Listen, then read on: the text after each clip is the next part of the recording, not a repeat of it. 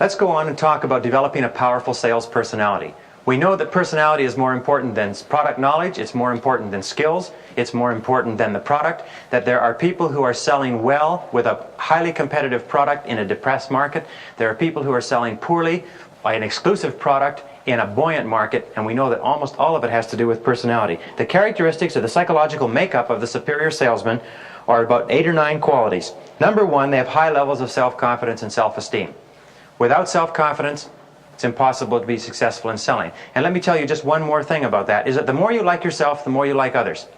The more you like others, the more confidence they have in you. We always feel better about the recommendations of someone who we feel likes us than we do about the recommendations of somebody whom we're not sure about.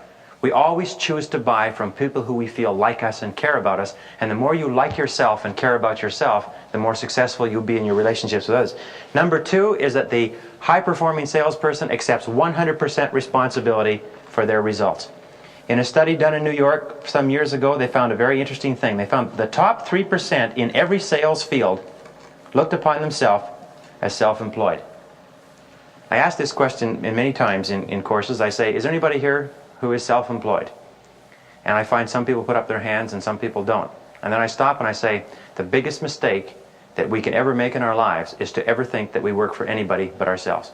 Because we are always self-employed. We are personal services corporations, and we just simply sell our services to other people. If we have our own business, then of course we have even more control, but we are always self-employed. I am always astonished when people say, well, I won't take that training unless my company sends me to it.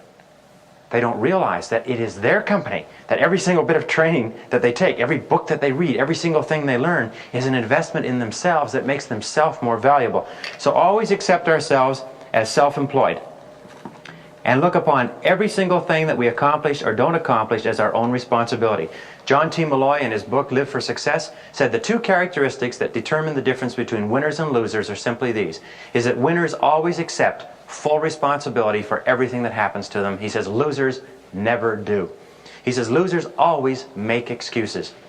I think it was somebody said that the disease of excusitis, the inflammation of the excuse-making gland, is invariably fatal to success.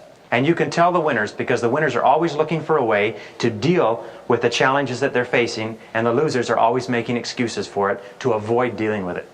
And the second requirement that Malloy identified was that winners work damn hard. He says winners always work far harder than losers. Losers intend to work hard, and they say that they work hard, and they even complain about how hard they work, but they don't really work very hard at all. When they follow them around, they find they work at about 30 to 40% effectiveness, if that. But winners get there early, they work late, they work through their lunch hours, they work through their coffee breaks, they work in the evenings, they study on the weekends, they take extra courses. Winners are absolutely determined to win, and they are willing to pay the price. Losers do not understand that, or if you like, never learn it. Number 3, the top salesperson has above average ambition and desire to sell. We know that it is impossible, and this is the Harvard study, by the way. Ambition and desire seem to underlie all success in selling. They have the intense desire. They want to win. They want to be successful. They have a burning commitment to be successful, and they will not let anything put them off. The unsuccessful people say, well, if I can make enough to pay my bills, that'll be all right. If I can just earn enough to get through this month, if I can just get one sale, that'll be fine. A study done by another insurance company in the East not long ago, they found an interesting thing. They found that every year they had a contest in November. At that contest in November, the people who won got 2 weeks in the Caribbean as a bonus. And everybody who qualified, you could do just a certain quota that you had to get to, and the quota was about 35 to 40% above the average for the year. Every year in November, salespeople really went out and blew their brains out, and a tremendous number of them qualified for that 2 weeks in the sun.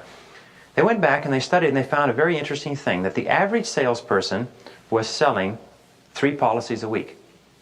And that in the contest period, they simply increased it to 4 policies a week. And they went back and they talked to many of these salespeople, and they pointed out that if they made just a little bit of extra effort, they could be in that prize-winning category all year long instead of just in November.